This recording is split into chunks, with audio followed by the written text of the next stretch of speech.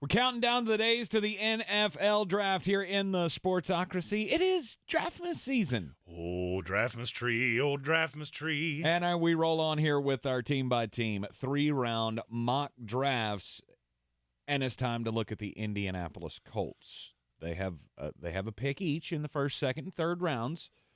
Number 4, it's a huge pick. It's a huge, what do you say, a linchpin in time to where this franchise is going in the future. Well, and for me, they get the guy that makes the most sense because he is that blend of Jalen Hurts because he can hurt you with his legs, but he can actually hit the broadside of a barn. It's Will Levis, quarterback out of Kentucky. I do not know what it is about him that people dislike so much. He has one of the best arms I've ever seen. High-level starter at Kentucky. Didn't have anything really around him. That's it. But that's why people don't like him, because he was a quarterback at a basketball school. And that's stupid. Mm-hmm. That's absolutely a dumb-ass criticism. Well, he didn't win at Kentucky. He kept this team competitive. He's the only draftable player on the offense other than Chris Rodriguez who's a mediocre running back. That's all he had. He loses 3 offensive linemen last year, loses his coordinator, loses his best receiver. Well, he wasn't as good last year as he was the year before. No shit. Of course he wasn't as good. Watch the damn tape. Well, he gets hit a lot. Yeah, because his line was made up of 5 dudes that look like us. He can't hold on to the football. Because he got hit a bajillion times. He's got a great arm. High-level arm. I think he's really sharp. Really 6'4", 230. I mean, that's a big-ass quarterback. Mm-hmm. And I feel like the athletic gifts that he has are going to be enough to allow him to develop as a passer. Look, this Indianapolis roster is not great. It's good. You had Will Levis. There's not super high expectations right now. And be real honest, this is the best quarterback you've had in many years. I mean, back to Andrew Luck. This is the best quarterback you've ever had. Yep.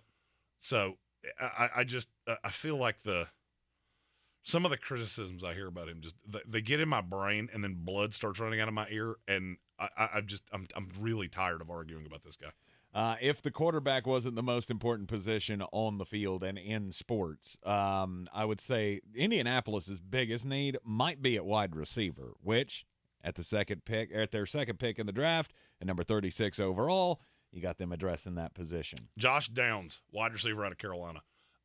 In terms of just short burst, agility, all those things you want to see out of a slot receiver, he might be the best in this class. It's him, Jordan Addison. That's the 1 and 2 in terms of sheer slot guys. I'm not as just hammered on this guy. He's a specific scheme fit to me. For me, he either needs to go to the Minnesota Vikings or the Indianapolis Colts. Those 2 spots, love him. Other places, not as wild about. Because I want you to have 2 big receivers on the outside, 2 guys that legitimately scare you. And, I mean, Alec Pierce is not a great receiver. I think he's a decent 2 in this league. Mm-hmm. He's big, he's fast, and he's physical. And then you have one of my favorites in the league, and Michael Pittman. This is the guy that Will Levis can just trust. I think you're going to get a lot out of Jelani Woods. He's a matchup nightmare. And then Josh Downs just is the one that gets left to his own devices, and he can annihilate you. Super high-level productive. Obviously, we covered him being Carolina affiliates. There's a lot to like with this kid. Yeah, his athleticism is just off the charts, and he will go get that ball wherever it goes. Well, he has no fear going over the middle. No. That's one of the things I love most about him. The knock is going to be size. As a slot guy, I don't really care. I mean, he's what are you coming at 5'8", 170? I mean, so yeah, he's a small guy, but he is so damn athletic. Mm-hmm.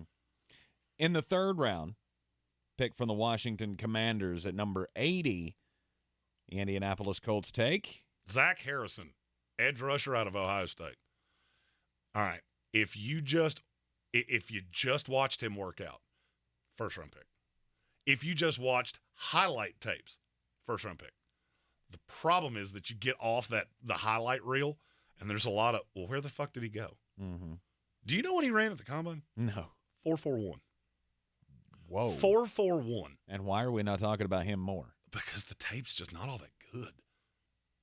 6'5", 275. He's got some pass rush moves. Came in as a high-level, 5-star blue chip. But I just never really saw him put it together. And to me, in the NFL, he's going to be a situational pass rusher. I don't think he is. It's not that he can't hold up against the run. He just doesn't. Michigan ran directly at him for 4 quarters, 2 times. Mm-hmm. Couldn't stop it. Could not stop it. And the effort's not always there. So that's all the negatives. Here's the positive. There ain't that many 6'5", 275-pound guys that run a fucking 4.4. Right. He ran faster than Josh Downs. Right. This is one of those, you grab him by the shoulder, you pull him to the sideline, and you go, you see that guy with the ball right there? You go kill that guy for me right now. I mean, and the thought of having him and Kwity Paye on the same defensive line is, if Kwity can stay healthy, you've got 2 guys that can get after the quarterback. Mm-hmm. Now you're gonna have to do some things to really facilitate. You're going to have somebody to pair with him, because I for me, he's a 30 to 35 snap a game guy, and that's the way to mitigate some of the motor issues. Some of the, I mean, he does stand. He plays a little upright, plays a little tall, but I mean, other than that, the raw athleticism of him is off the charts, and for me, it would be a great value getting him this late at number 80 with the pick you got from the Washington Commanders for Carson Wentz. You think back to last offseason, and the projections, the expectations were so high for the Indianapolis Colts. They never could put it together. They've been through a coaching change now. Well, and they had a shitload of injuries, so there was just so much noise. Yeah, but I feel like with the right draft, you're not far from being back to that big expectations. I mean, getting Darius Leonard back next year, the line being together. I have heard they could move on from Ryan Kelly, but that's gotten a little quieter over the last week or so. But, I mean, if you hold all of that together, I think the offense can be really good. And I would like, as the draft goes on with further picks, I'd love to see them add another corner.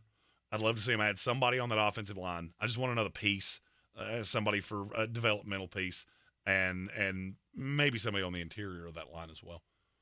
At ESPN Draft Nerd Jeremy Greene on Twitter. He's always setting out banger classes for each and every team in the NFL. Follow us here in the Sportsocracy throughout the Draftmas season. If you like these picks, if you hate these picks, if you want to call me a big mulleted dipshit, I'm married to a smoke show, and I talk about sports for a living, so I'm real thick-skinned. Feel free to do that in the comments. I react to all of those as quickly as I can, and it could be featured in our next Colts video, which should be out sometime next week. Don't forget to subscribe, like the channel as well, or like the video, share it out with your friends. Always subscribe to the channel so you can join us each and every day, 3 to 6 on ESPN Asheville and right here in the Sportsocracy.